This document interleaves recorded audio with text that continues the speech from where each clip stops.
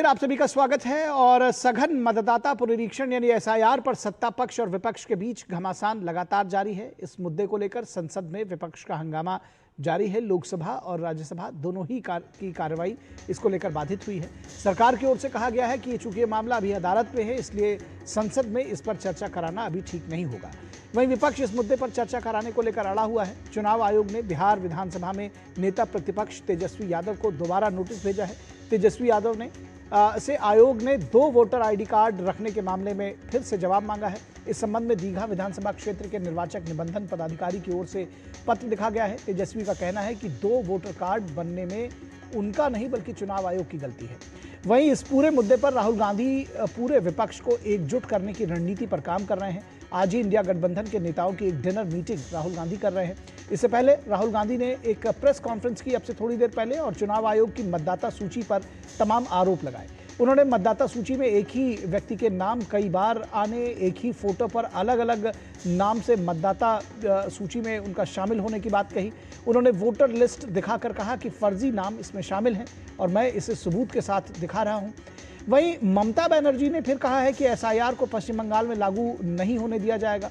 BJP ने इसको लेकर ममता बनर्जी पर हमला बोला है। बीजेपी का कहना है कि ममता बनर्जी अवैध वोटर्स के सहारे चुनावी वैतरणी पार करना चाहती हैं, लेकिन अब ये संभव नहीं होगा। तो इस पर क्या कुछ रहा है ममता बनर्जी की बात हमने आपको बताई कि ममता बनर्जी दरअसल वो लगातार इस बात को कहती रही हैं कि जो एसआईआर है उसको लेकर के उन्होंने चुनाव आयोग पर भी गंभीर आरोप लगाए हैं। शमिक चैटर्जी क्या कुछ कह रहे हैं कि वो कहते हैं कि पश्चिम बंगाल की जनता ने इस बार ठान लिया है कि ममता बनर्जी की जो बातें हैं वो नहीं सुनेगी। क्या कुछ कह रहे हैं वो आइए आपको सुनाते हैं।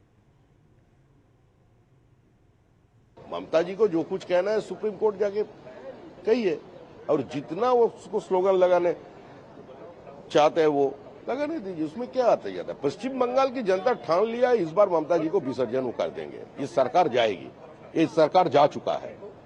अभी उसका डर है ये सारे फर्जी वोटर, ये घुसपैठियों का नाम अगर बाहर चले जाएगा तो उसका क्या होगा। यही वो ममता बनर्जी था जो एक दिन घुसपैठियों का लिस्ट फेंक दिया था स्पीकर के टेबल पे और रोते हुए पार्लियामेंट छोड़कर चले गई थी। तो आज तक सत्ता में आने के बाद कभी घुसपैठ का नाम बोला, नाम लिया उन्होंने, कोई घुसपैठियों का लिस्ट दिया।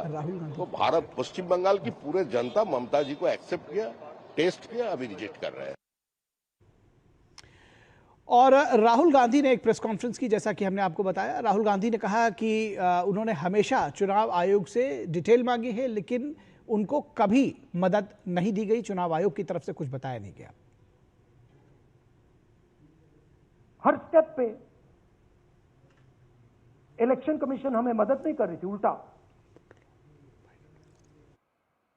जिन चीजों को हमें जरूरत थी वो नहीं दे रही थी, बहाने बना रही थी। हमने उनसे डिजिटल वोटर रोल मांगा, इलेक्ट्रॉनिक फॉर्म में वोटर लिस्ट दे दीजिए, नहीं दे सकते। एक बार नहीं अनेक बार डेलीगेशंस गए, मैंने चिट्ठी लिखी, चलता गया, कुछ नहीं। और इस पूरे विषय पर बातचीत करने के लिए हमारे साथ हमारे 2 साथी संवाददाता शैलेंद्र मिश्रा और देवेंद्र रावत मौजूद हैं। शैलेंद्र, पहले आपके पास आते हैं। संसद की कार्रवाई और इस पूरी सियासत पर चाहते हैं बहुत शॉर्ट में अपनी बात बताइए। जी देखिए, बहुत स्पष्ट तौर पर बार बार ये बताया गया है रूलिंग देकर, तो संसद में रूलिंग इससे पहले दी गई कि कैसे चुनाव के कामकाज पर चर्चा सदन के अंदर नहीं हो सकती।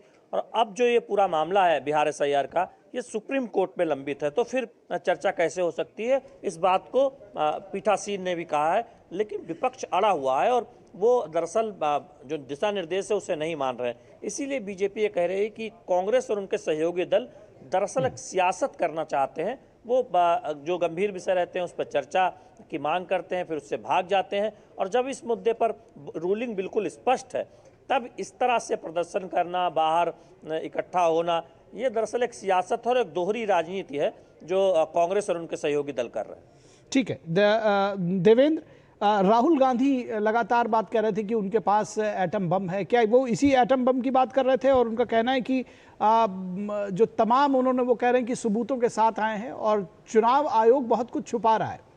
क्या क्या क्या आरोप लग रहे हैं उनकी तरफ से?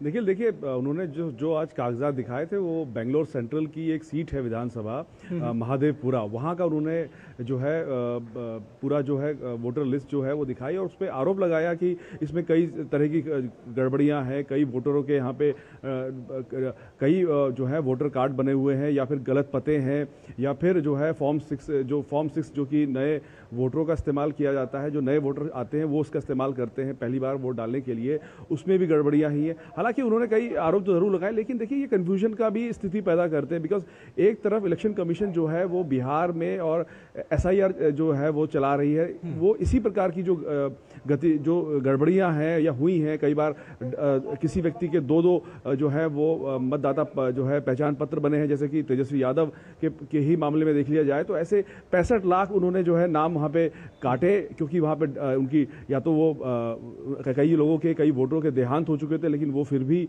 वोटर लिस्ट में नाम थे, और कई लोग जो थे जो कि डबल नेम्स चल रहे थे, वो कई दो जगह जो है उनके वोटर आई कार्ड बने हुए थे। इसी प्रकार के कई चीजें हैं, तो इलेक्शन कमीशन ये त्रुटियां दूर कर रहा है और ऐसा नहीं है समय समय पे ये चीजें आती रही हैं, लेकिन राहुल गांधी एक तरफ इस मामले में जो है वो इस मामले में जो है वो महादेवपुरा का केस लाकर वो एक आरोप लगा रहे हैं। शैलेंद्र आपके पास आते हैं, पहले देवेंद्र की बात खत्म कर ले फिर। जी देवेंद्र अपनी बात खत्म करिए जी।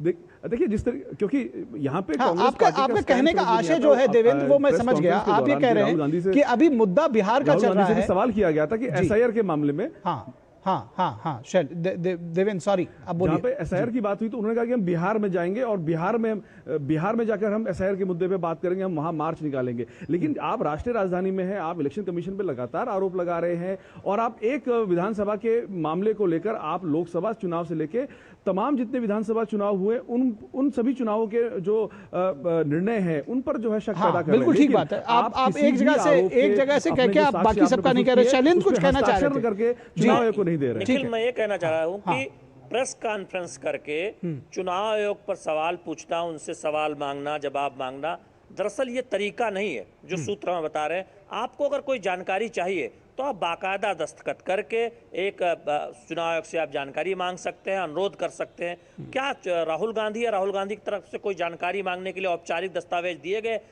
अनुरोध किया गया चुनाव आयोग से?